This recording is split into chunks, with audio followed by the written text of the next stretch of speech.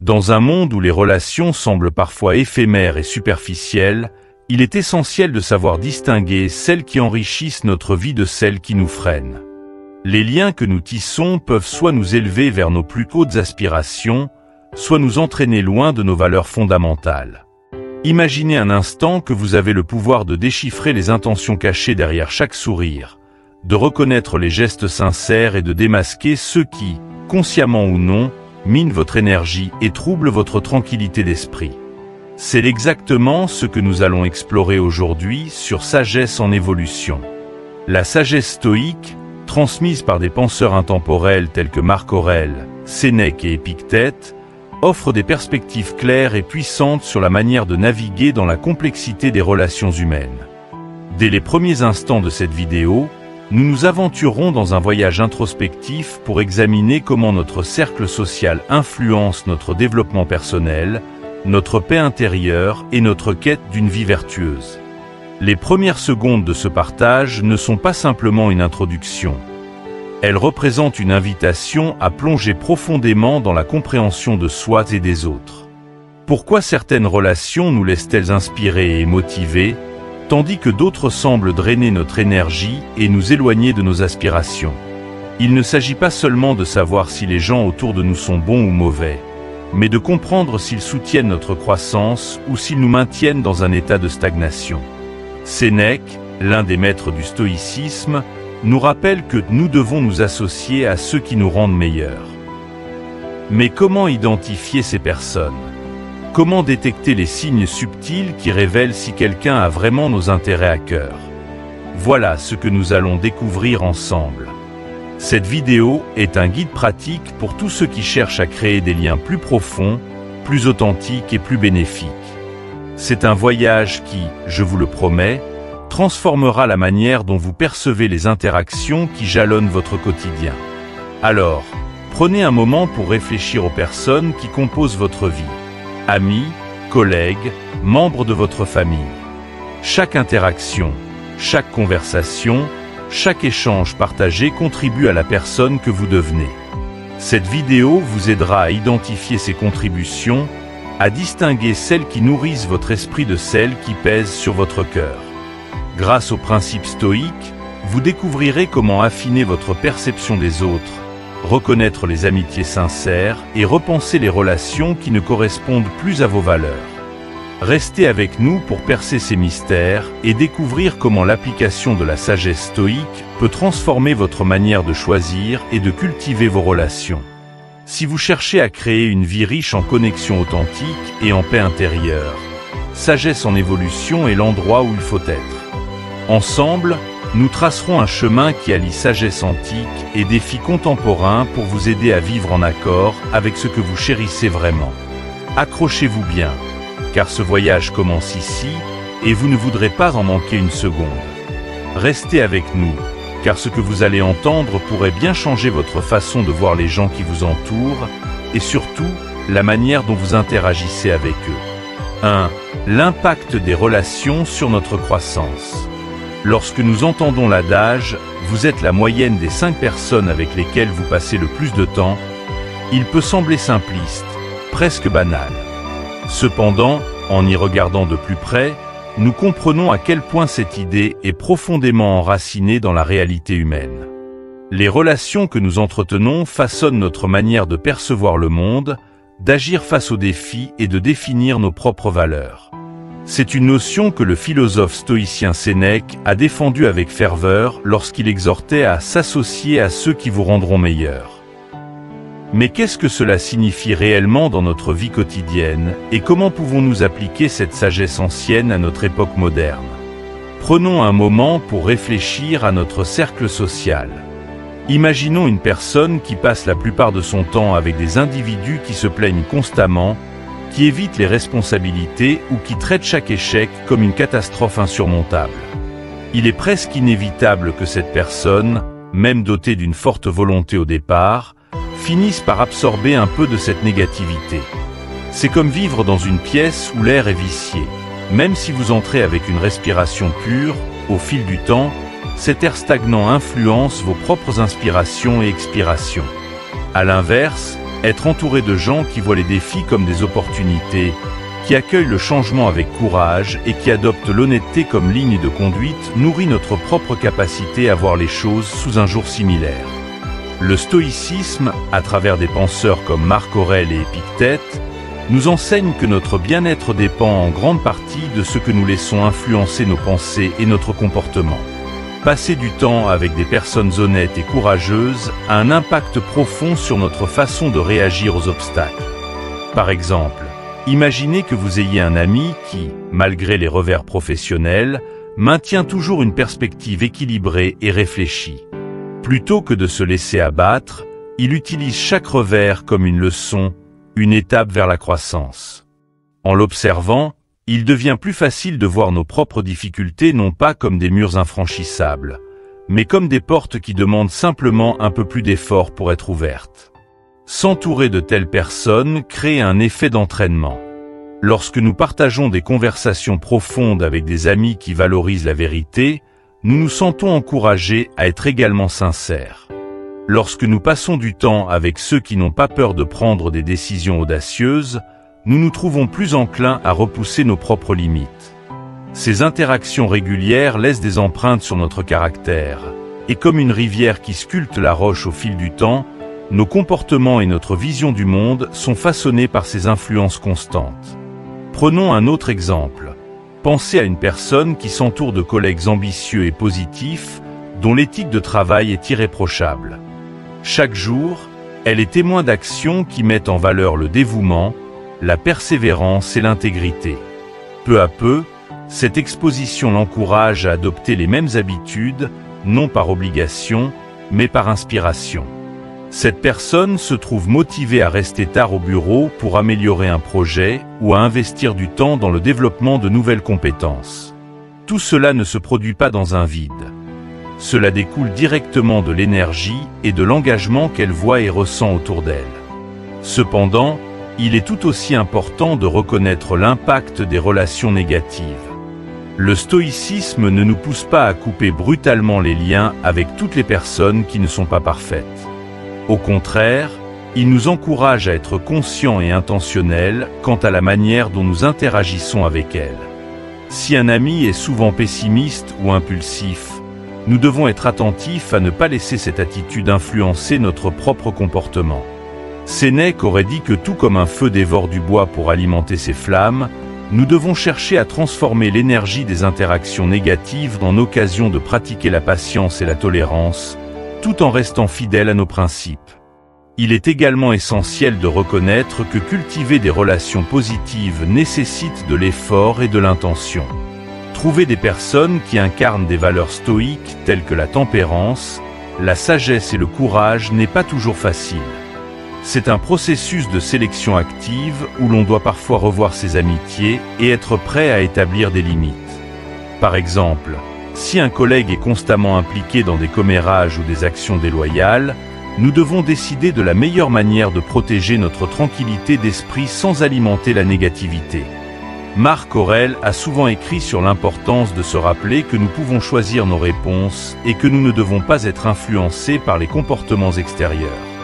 Cela ne signifie pas que nous devons devenir insensibles ou distants, mais plutôt que nous avons le pouvoir de choisir quelles interactions nous laissons pénétrer profondément dans notre conscience. Cette idée nous offre un sentiment de contrôle, de savoir que, même entourés de défis sociaux, nous pouvons choisir de rester fidèles à notre meilleure version. Enfin, il est crucial de comprendre que ce que nous recevons de nos relations est souvent un reflet de ce que nous y apportons. Pour attirer des personnes honnêtes et courageuses, nous devons nous-mêmes incarner ces qualités. C'est un cercle vertueux. En vivant avec intégrité, nous encourageons ceux qui nous entourent à faire de même, et cela attire à nous des individus qui partagent cette même quête d'authenticité. Par exemple, si vous montrez régulièrement de la gratitude, vous constaterez que vos amis et proches commencent aussi à exprimer leur reconnaissance plus spontanément, renforçant ainsi une culture de positivité et d'honnêteté. 2. L'intégrité dans les relations. L'intégrité est bien plus qu'une simple vertu. C'est le socle sur lequel repose la confiance et le respect dans toutes nos relations. Dans l'univers du stoïcisme, Elle est perçue comme un alignement entre ce que nous pensons, disons et faisons. Marc Aurèle, dans ses célèbres Pensées pour moi-même, nous rappelle sans cesse l'importance d'une vie où l'action reflète la parole, une vie où la cohérence est synonyme de force de caractère. C'est cette intégrité qui agit comme un phare, non seulement pour nous-mêmes, mais aussi pour ceux qui nous entourent, éclairant la voie vers des relations authentiques et résilientes. Pensez à une situation simple mais révélatrice.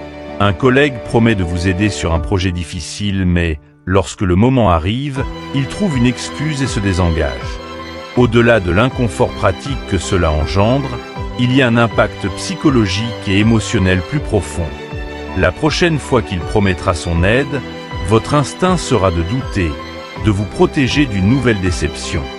La confiance, une fois érodée, laisse place au doute et au scepticisme. Dans le contexte stoïcien, cette incohérence entre parole et action est plus qu'un simple défaut de caractère. C'est une atteinte à la vertu même de l'honnêteté. Le stoïcisme nous enseigne à observer la cohérence des autres non pas pour les juger sévèrement, mais pour déterminer la qualité des relations que nous choisissons de nourrir. Épictète, dans ses entretiens, souligne que l'on doit prêter attention à la manière dont les gens agissent, car leurs actions sont le reflet de leur véritable nature. Choisir de maintenir des relations avec des personnes dont l'intégrité est défaillante peut avoir un effet insidieux sur nous. Sans que nous en soyons toujours conscients, nous risquons de rationaliser les manquements des autres, de justifier des comportements qui, à la base, vont à l'encontre de nos valeurs. En conséquence, nous pourrions nous retrouver à abaisser nos propres standards. Prenons un autre exemple, plus personnel cette fois-ci. Imaginez un ami proche qui promet souvent de se montrer présent dans les moments difficiles, mais qui, à chaque fois que la situation l'exige, disparaît ou minimise vos besoins. À la longue, cet écart entre ses paroles et ses actes peut vous pousser à remettre en question la sincérité de votre relation et même, dans certains cas, la valeur de votre propre jugement. Le stoïcisme nous enseigne cependant à aborder ces situations avec rationalité et à ne pas nous laisser submerger par l'émotion. Nous sommes invités à reconnaître la réalité de ce que nous voyons et à ajuster nos attentes en conséquence. L'importance de choisir des relations fondées sur l'intégrité est cruciale non seulement pour maintenir un cercle de confiance, mais aussi pour favoriser notre propre croissance morale. Lorsque nous interagissons régulièrement avec des personnes dont la parole est fiable, nous renforçons inconsciemment notre propre engagement envers l'honnêteté.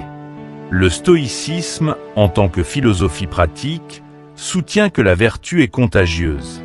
Passer du temps avec ceux qui incarnent la cohérence et la fiabilité nous incite à vivre selon ces mêmes principes. L'intégrité ne se limite pas à la fiabilité envers autrui. Elle implique également de rester fidèle à nos propres engagements. Marc Aurèle nous pousse à nous demander si nous vivons réellement en accord avec nos valeurs. Sommes-nous aussi fiables et cohérents que nous l'attendons des autres? Un bon exemple pourrait être un objectif que nous nous sommes fixés, comme améliorer notre santé ou entreprendre un projet de développement personnel. Si nous en parlons à nos proches avec enthousiasme, mais que nous ne faisons jamais l'effort de commencer, cela mine la perception que nous avons de nous-mêmes. Le stoïcisme met l'accent sur la responsabilité personnelle. Chaque fois que nos actions et nos paroles sont en désaccord, nous nuisons à notre intégrité intérieure. Le pouvoir de l'intégrité réside dans sa capacité à créer des relations basées sur un respect profond et mutuel. Imaginez une équipe de travail où chaque membre agit de manière cohérente et tient ses promesses. Le moral est élevé. La collaboration est fluide et les projets progressent sans heurts. Cela contraste vivement avec un environnement où la parole donnée est souvent rompue. Dans ce cas, la méfiance s'installe, les employés deviennent prudents et l'efficacité diminue.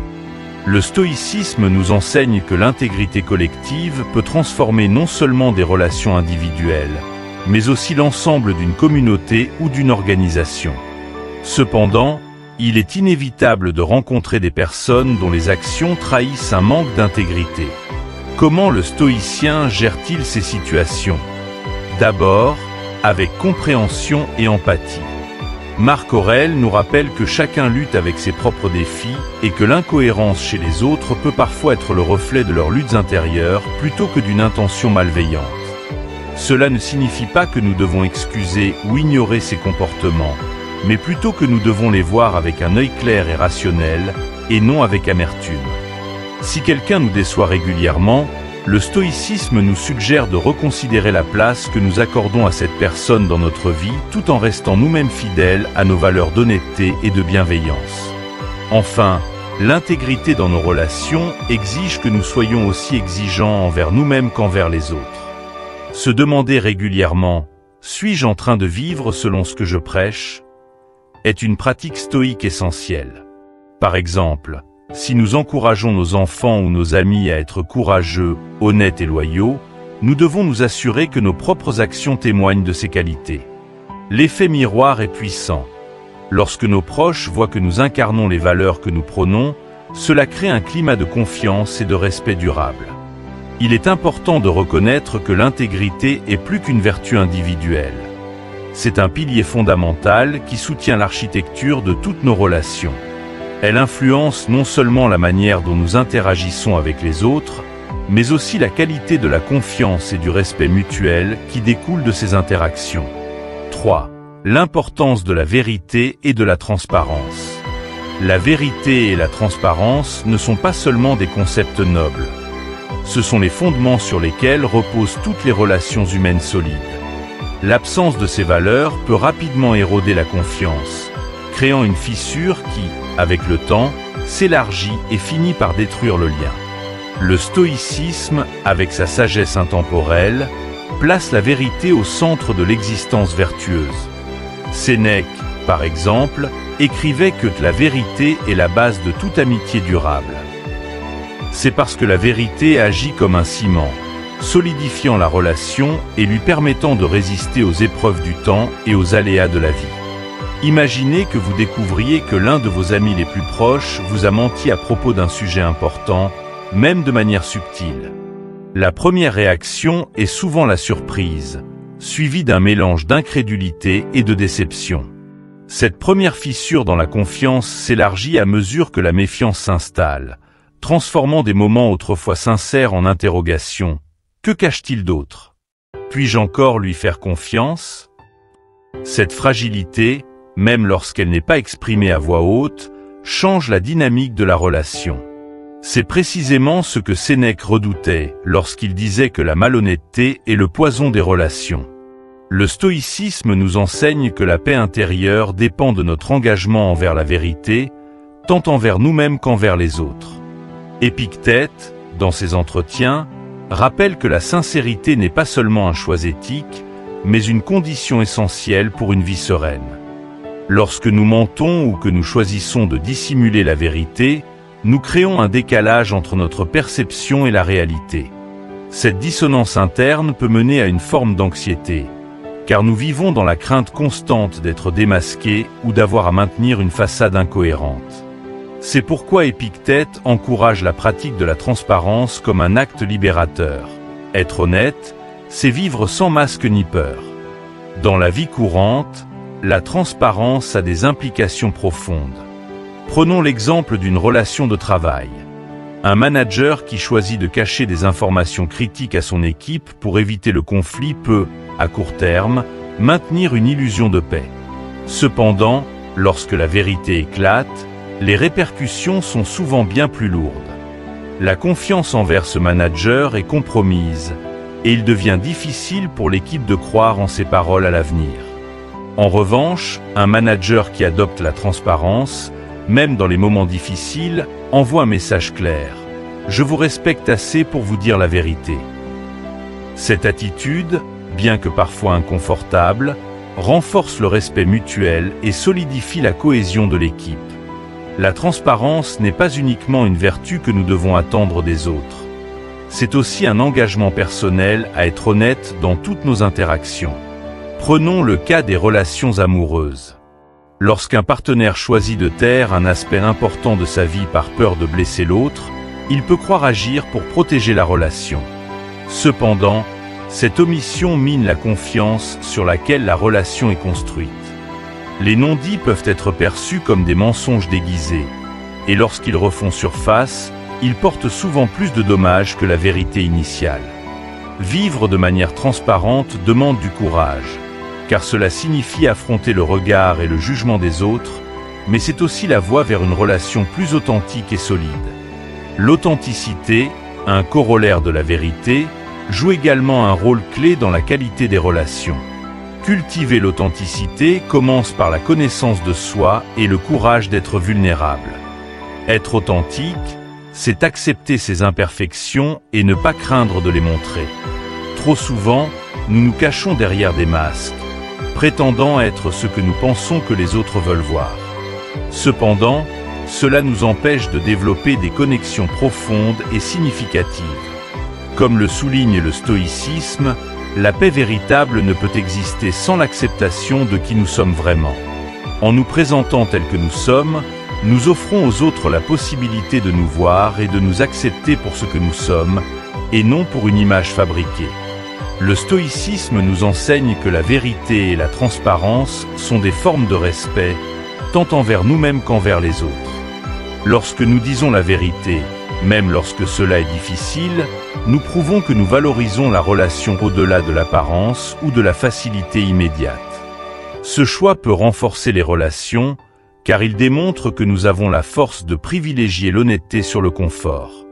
Un exemple simple peut être trouvé dans une amitié où l'un des amis doit annoncer une nouvelle décevante, comme l'incapacité de tenir une promesse. Plutôt que de mentir ou d'éviter la conversation, choisir la vérité montre un respect mutuel et un engagement à la sincérité, même au risque d'un moment inconfortable. Cependant, la vérité ne doit pas être utilisée comme une arme. Le stoïcisme prône une approche équilibrée, où la vérité est dite avec sagesse et bienveillance. Il ne s'agit pas de livrer brutalement des vérités blessantes, mais de trouver la manière de les exprimer de manière constructive. Par exemple, si un ami traverse une période difficile et que ses choix affectent sa vie négativement, aborder le sujet avec tact et compassion peut ouvrir un dialogue sincère qui le pousse à réfléchir et à s'améliorer. Dire la vérité avec bienveillance est la marque d'une relation qui se soucie de l'autre, une relation qui respecte suffisamment pour ne pas laisser la complaisance ou le mensonge ternir son authenticité. Il est parfois tentant de cacher la vérité, soit pour protéger nos intérêts, soit pour éviter un conflit. Mais le stoïcisme nous encourage à voir au-delà du gain immédiat et à penser aux implications à long terme. Chaque fois que nous choisissons la malhonnêteté, nous nous éloignons un peu plus de notre propre intégrité. Ce glissement subtil peut finir par influencer notre façon de penser, rendant la transparence de plus en plus difficile à maintenir. Et, comme une boule de neige qui dévale une pente, ce petit écart initial peut prendre de l'ampleur et devenir un obstacle majeur à la tranquillité d'esprit et aux relations durables. Pour terminer, la vérité et la transparence ne sont pas seulement des pratiques de relations. Elles sont des choix de vie qui touchent toutes les sphères de notre existence. En choisissant la transparence, nous cultivons un environnement de confiance où chacun peut s'épanouir. 4. Affronter la jalousie et le ressentiment. La jalousie, bien qu'elle soit une émotion naturelle et courante, agit comme un poison qui, lorsqu'il s'infiltre dans nos relations, les affaiblit de l'intérieur. C'est un sentiment insidieux qui émerge parfois sans prévenir. Souvent lorsque nous nous comparons aux autres et que nous percevons que nous sommes en déficit face à leurs succès ou leurs accomplissements. Le stoïcisme nous met en garde contre cette tentation. Sénèque a écrit que la jalousie est la compagne inséparable de la gloire, soulignant ainsi que l'envie se manifeste lorsque nous fixons notre regard sur les réalisations des autres plutôt que sur notre propre chemin. Pour contrer cela, il est essentiel de développer des outils pratiques et une compréhension profonde qui nous permettent de transformer cette émotion destructrice en une force propulsive pour notre propre croissance. Lorsque nous ressentons de la jalousie, il est important de prendre un moment pour reconnaître et comprendre cette émotion, sans jugement. Le stoïcisme nous enseigne que toutes les émotions, même les plus difficiles, peuvent être source de connaissance et de sagesse si nous apprenons à les observer avec un esprit calme et rationnel. Imaginez, par exemple, que vous appreniez qu'un collègue a obtenu une promotion que vous convoitiez depuis longtemps. La jalousie pourrait se manifester sous la forme de pensées telles que « Pourquoi lui et pas moi ?» ou « Il ne le mérite pas autant que moi ». Ces pensées créent un climat interne de mécontentement et de frustration qui peut évoluer en ressentiment et empoisonner votre perception de cette personne et plus largement de votre propre travail. Pourtant, la philosophie stoïque nous invite à nous poser des questions cruciales. Est-ce que cette promotion ou tout autre succès était réellement sous votre contrôle? Que gagnez-vous à nourrir cette jalousie? La réponse est que nous ne contrôlons ni les succès des autres ni les circonstances qui les entourent. Ce que nous pouvons contrôler, en revanche, c'est notre réaction. Épictète nous enseigne que la clé de la paix intérieure est de concentrer notre énergie sur ce qui dépend de nous. En choisissant d'accepter que chacun a son propre parcours, nous nous libérons de la pression de la comparaison et retrouvons un espace de tranquillité mentale. L'un des outils les plus puissants pour affronter la jalousie est la gratitude. Cela peut sembler contre-intuitif au premier abord. Comment être reconnaissant alors que nous ressentons un manque ou une injustice? Cependant, la gratitude recentre notre attention sur ce que nous avons plutôt que sur ce qui nous manque. Prenons l'exemple d'un ami qui vient d'annoncer son mariage, alors que vous traversez une période de célibat prolongée et difficile. La jalousie pourrait vous murmurer des pensées amères, mais un esprit stoïque vous dirait de reconnaître ce sentiment et de le transformer en un moment de réflexion. La gratitude pourrait vous amener à reconnaître les belles choses dans votre propre vie, vos amitiés, vos passions, vos accomplissements. C'est un exercice qui nous rappelle que la vie de chacun est unique et que notre propre parcours, même s'il diffère de celui des autres, est riche et mérite d'être célébré. L'acceptation joue également un rôle majeur dans la gestion de la jalousie et du ressentiment. L'acceptation stoïque n'est pas de la résignation, mais un acte conscient de reconnaissance des réalités de la vie. Nous ne pouvons pas contrôler l'éclat des autres, mais nous pouvons choisir comment nous l'interprétons. Si un ami obtient une grande réussite, se réjouir sincèrement pour lui devient un acte de libération. En agissant ainsi, nous renforçons non seulement notre propre paix intérieure, mais nous nourrissons aussi des relations plus authentiques et plus fortes. En étant capables de célébrer le bonheur des autres, nous montrons que notre estime de soi n'est pas fondée sur des comparaisons externes, mais sur une appréciation sincère de qui nous sommes et de ce que nous avons. Un autre exemple de l'impact destructeur de la jalousie peut être trouvé dans le milieu professionnel.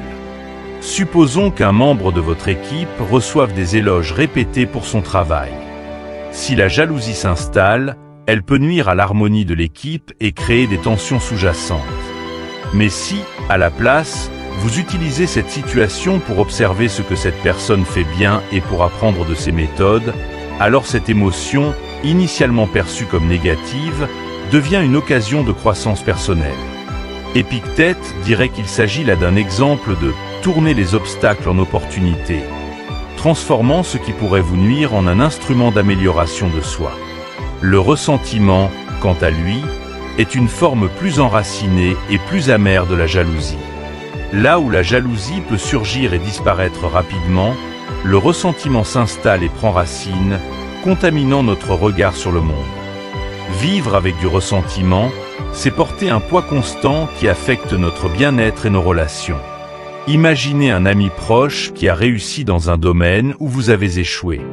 Si ce ressentiment n'est pas abordé, il peut transformer l'amitié en une relation tendue, où chaque interaction est teintée d'amertume et de comparaison. Le stoïcisme nous invite à reconnaître que le ressentiment est inutile. Il ne change pas le passé et ne fait qu'entraver notre capacité à apprécier le présent. Pour guérir du ressentiment, l'acceptation et le lâcher-prise sont essentiels.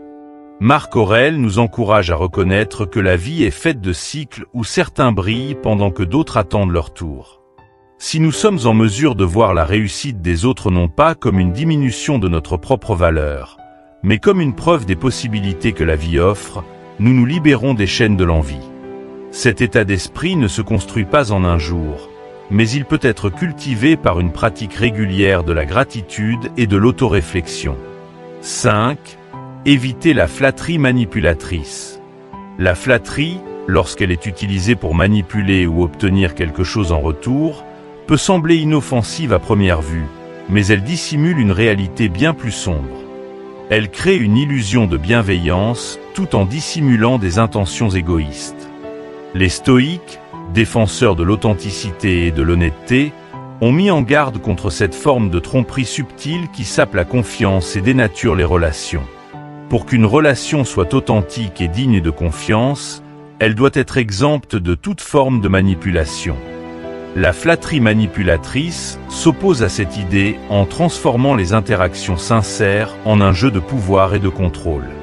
Pensez à une situation où un collègue vous couvre de compliments exagérés avant de vous demander une faveur qui dépasse les limites de vos responsabilités. Cette approche, bien que subtile et enveloppée dans un voile de gentillesse, est fondamentalement déséquilibrée. Elle ne vise pas à reconnaître vos qualités de manière sincère, mais à obtenir un avantage personnel. Le stoïcien averti reconnaît ce comportement comme une tentative de manipulation et choisit de ne pas se laisser entraîner dans ce jeu de fausse bienveillance. Sénèque aurait conseillé de distinguer les paroles qui élèvent réellement de celles qui visent à tromper, car la première est un acte de vertu, tandis que la seconde est une tromperie. La sincérité dans les relations ne se manifeste pas uniquement par ce que l'on dit, mais aussi par l'intention qui se cache derrière nos paroles. Les stoïques considéraient l'honnêteté comme une pierre angulaire de la vertu, car elle reflète l'intégrité intérieure d'une personne. Par exemple, si un ami vous fait un compliment sincère sur votre succès récent, cela nourrit une relation basée sur le respect et l'admiration mutuelle. Mais si ce même compliment est prononcé uniquement pour obtenir quelque chose en retour, il perd toute sa valeur. C'est une interaction fondée sur le calcul, non sur l'affection ou la vérité. Marc Aurèle nous rappelle que l'hypocrisie ne peut être la base de la paix intérieure, car elle déforme la réalité et pousse à la méfiance. La flatterie manipulatrice peut également se manifester dans des environnements professionnels où des employés ou des collègues utilisent des éloges exagérés pour gagner les faveurs de leurs supérieurs. Un employé pourrait, par exemple, complimenter sans fin les décisions de son manager dans le but d'obtenir une promotion ou des avantages particuliers. Cet échange, bien que superficiellement harmonieux, crée un déséquilibre qui empêche la transparence et la confiance. La vraie reconnaissance ne doit jamais être conditionnée par l'espoir d'une récompense, car elle devient alors une monnaie d'échange plutôt qu'une marque d'appréciation authentique. Le stoïcisme nous enseigne à nous prémunir contre ces pratiques en restant attentifs et en cultivant un esprit critique.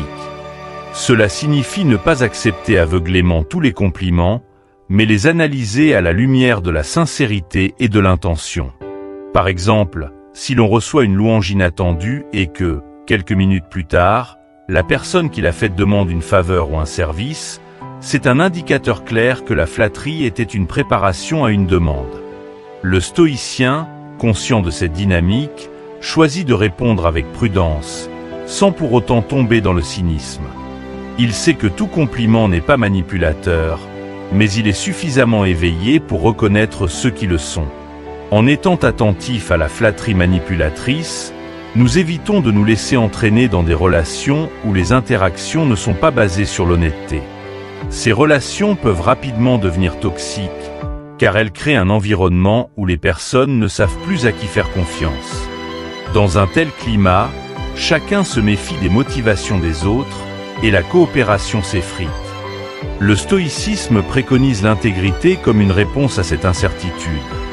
Être fidèle à soi-même et s'exprimer sans artifice attire naturellement des personnes qui partagent cette même transparence et authenticité. Prenons un autre exemple, celui des cercles sociaux où la flatterie est monnaie courante. Dans ces contextes, certaines personnes pourraient exagérer des compliments lors de soirées ou de réunions dans le seul but d'améliorer leur statut ou de se rapprocher de figures influentes. Une personne qui complimente de façon excessive un hôte sur la décoration de sa maison, non pas parce qu'elle le pense vraiment, mais parce qu'elle cherche à obtenir une invitation pour un événement futur, agit par intérêt. Cette superficialité peut sembler inoffensive à première vue, mais elle empoisonne lentement les relations. Lorsque la sincérité fait défaut, il est difficile de savoir qui est réellement là pour vous et qui est là pour ses propres intérêts. Face à la flatterie manipulatrice, le stoïcisme nous invite à répondre avec discernement et authenticité. Dire la vérité sans détour et avec bienveillance est la meilleure façon de désamorcer les interactions superficielles. Si quelqu'un vous flatte dans l'intention de vous manipuler, répondre avec honnêteté et simplicité peut aider à dissiper cette dynamique. Par exemple, lorsqu'un collègue vous complimente de manière exagérée avant de demander un service, une réponse stoïque pourrait être « Je suis heureux que tu apprécies mon travail, mais soyons clairs sur ce que tu souhaites vraiment ». Cette approche met fin à la manipulation tout en maintenant la relation sur un terrain honnête. Pour aller plus loin, il est important de pratiquer la sincérité nous-mêmes. Si nous nous surprenons à exagérer un compliment pour éviter un conflit ou obtenir quelque chose, le stoïcisme nous pousse à nous poser des questions. Pourquoi ai-je besoin de manipuler cette situation? Quelle peur ou quel désir est à l'origine de ce comportement? Se remettre en question et ajuster notre comportement pour qu'il reflète la vérité est un acte courageux qui renforce notre caractère. Marc Aurèle nous rappelle de vivre de manière cohérente et sans tromperie, car c'est ainsi que nous cultivons la tranquillité d'esprit et l'estime de soi. En résumé, éviter la flatterie manipulatrice et privilégier l'honnêteté nourrit des relations basées sur la confiance et le respect mutuel. Lorsque nous renonçons aux masques et aux faux-semblants, nous permettons à nos relations de s'épanouir sur un terrain solide. La transparence et la sincérité ne sont pas des choix faciles dans un monde souvent gouverné par des apparences, mais elles sont les seules garanties d'un lien profond et véritable. Alors que nous passons à la suite, il devient pertinent de se pencher sur la manière dont ces pratiques de vérité et d'authenticité se transforment en comportements cohérents qui soutiennent la réciprocité et la profondeur des liens. En conclusion, la quête de relations sincères et vertueuses est l'un des aspects les plus enrichissants de la vie. En cultivant des liens fondés sur la vérité, la cohérence et la réciprocité, nous nous alignons sur les vertus stoïques d'intégrité et de sagesse, des principes qui transcendent les générations et restent aussi pertinents aujourd'hui qu'ils étaient dans la Rome antique. Les relations basées sur ces valeurs ne sont pas seulement des sources de réconfort. Elles agissent comme des miroirs qui reflètent nos propres vertus et défis, nous incitant à grandir et à nous améliorer.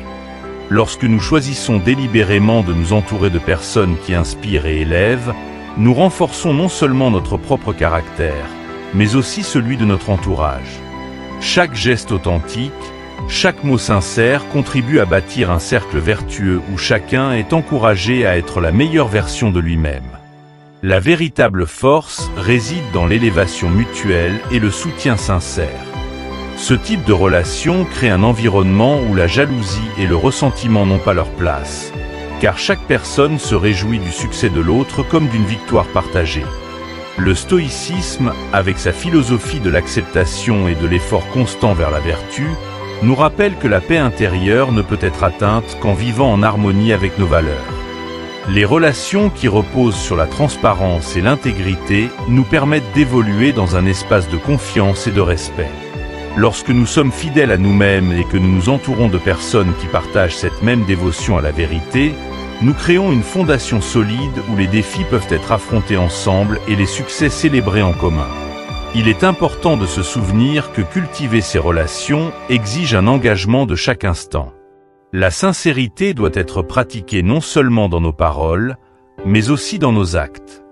Nous devons nous montrer cohérents, fiables et présents, tout en encourageant ces mêmes qualités chez ceux qui nous entourent. C'est en incarnant les valeurs que nous recherchons chez les autres que nous attirons des relations basées sur l'authenticité. C'est ainsi que nous progressons sur le chemin de la sagesse et de la paix intérieure.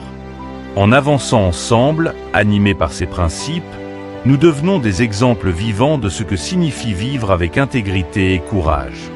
Cette démarche ne transforme pas seulement nos relations personnelles, mais elle influence également notre environnement professionnel et social. Lorsque nous prônons la vérité et la transparence, nous encourageons une culture de confiance et de respect mutuel qui s'étend au-delà de nos interactions individuelles pour toucher nos communautés et nos cercles plus larges. Si vous avez trouvé cette exploration enrichissante et que vous souhaitez approfondir votre quête de sagesse et de paix intérieure, je vous invite à aimer cette vidéo et à la partager avec ceux qui pourraient, eux aussi, bénéficier de ces enseignements. N'oubliez pas de vous abonner à notre chaîne, Sagesse en Évolution, et de cliquer sur la cloche de notification pour ne manquer aucune de nos futures vidéos. Ensemble, continuons à cultiver des relations authentiques et à bâtir une vie harmonieuse, fidèle à nos valeurs et porteuse de vertu.